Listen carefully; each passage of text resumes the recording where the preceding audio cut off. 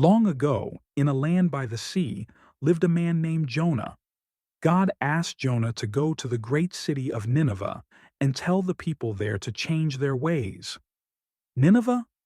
That's a long way, and those people are not friendly. I don't want to go there, Jonah said, reluctant. Instead of obeying God, Jonah decided to run away. He went down to the port city of Joppa and found a ship heading far away. Jonah paid his fare and went aboard, hoping to escape God's call. But God had other plans. He sent a great storm upon the sea. "What a terrible storm! We're going to sink," one sailor exclaimed, panicked.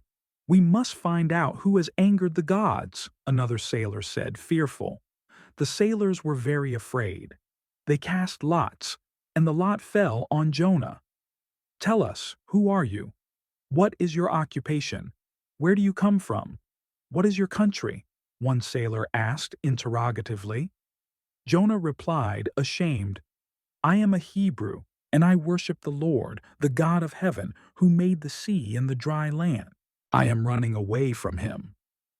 The sailors were even more afraid when they found out Jonah was running from God. "What should we do to you to make the sea calm down for us?" a sailor asked desperately. Jonah, resigned, said, "Throw me into the sea, and it will become calm. I know that it is my fault that this great storm has come upon you." After trying everything else, the sailors reluctantly threw Jonah overboard. The sea immediately calmed down. But God sent a giant fish to swallow Jonah. Jonah was inside the fish for 3 days and 3 nights. He prayed to God from the belly of the fish. Jonah prayed, "I called to the Lord in my distress, and he answered me. From deep in the realm of the dead I called for help, and you listened to my cry." God heard Jonah's prayer. He commanded the fish to spit Jonah out onto dry land. Then God spoke to Jonah again. "Go to the great city of Nineveh and proclaim to it the message I give you," God commanded. This time Jonah obeyed God. He went to Nineveh and proclaimed God's message. Jonah warned, 40 more days and Nineveh will be overthrown." The people of Nineveh believed God. They declared a fast, and all of them, from the greatest to the least, put on sackcloth. The king of Nineveh pleaded, "Let everyone call on God earnestly.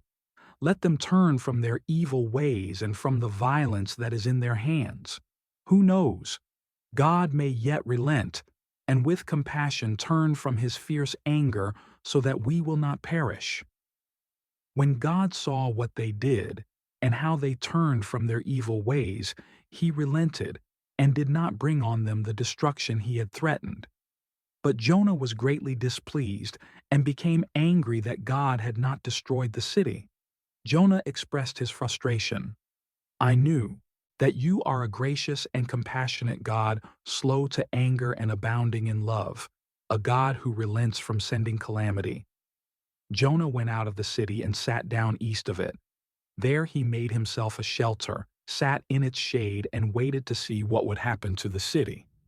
Then the Lord God provided a leafy plant and made it grow up over Jonah to give shade for his head to ease his discomfort, and Jonah was very happy about the plant.